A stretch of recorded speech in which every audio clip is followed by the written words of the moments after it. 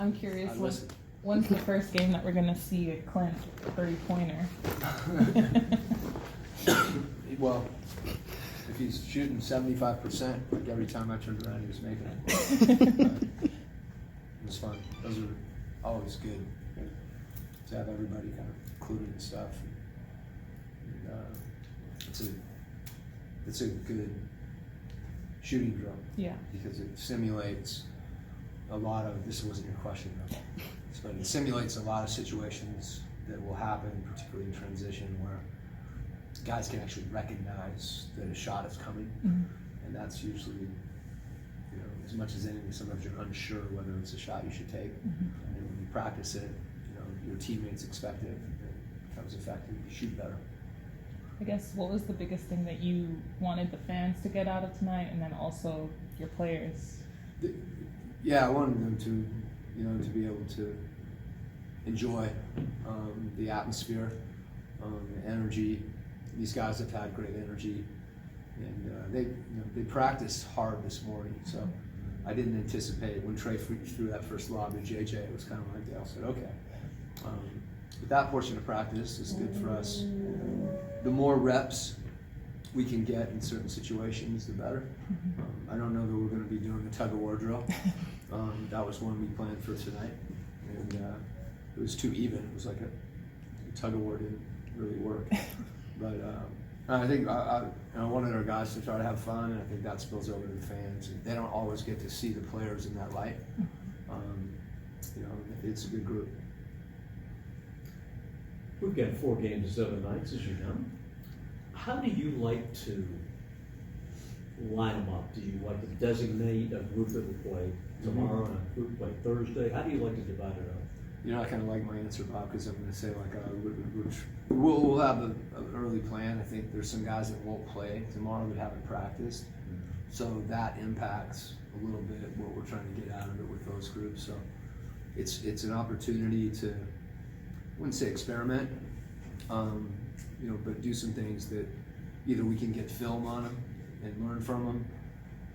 Our guys will be ready to compete, and then a lot of it becomes a question of whether you give it with as many games as we have.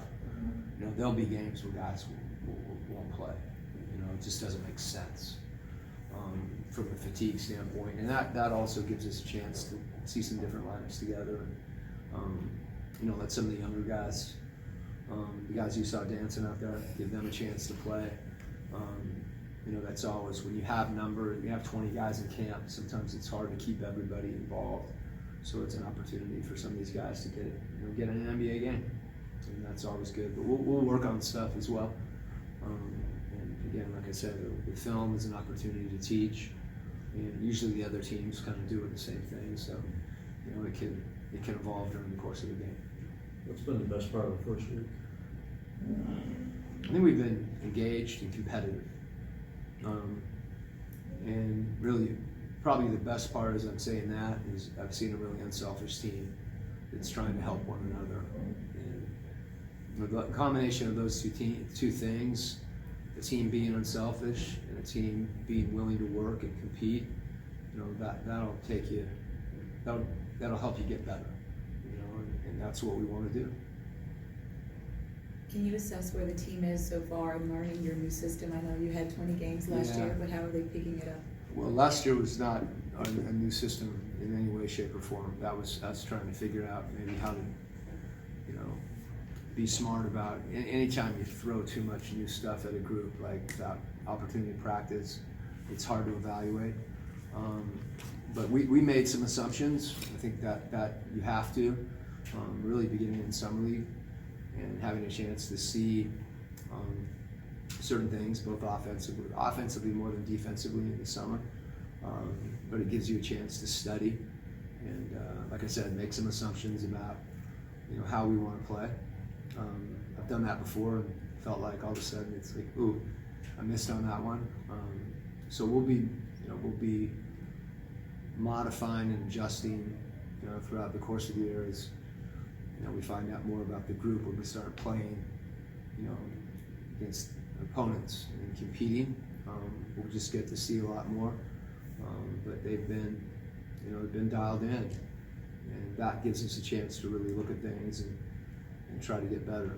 But I feel like the way that we're playing gives ourselves a chance to do some of the things we want in terms of our style of play. And when you say assumptions, when you say assumptions, you mean the speed of play? A little bit of everything. Style of play. I mean, I got a long list for you. I won't go through them all, but basically, spacing. Different guys doing different things in the court to complement one another. Certain combinations playing together. Those kind of call it composite. Some of those components of guys working together, and then as you piece it all together, kind of seeing how it works. But it's really too soon to evaluate that too carefully. I mean, you clearly get feedback from watching them. You get feedback from the players, like how comfortable are they in certain things, and you learn from them too.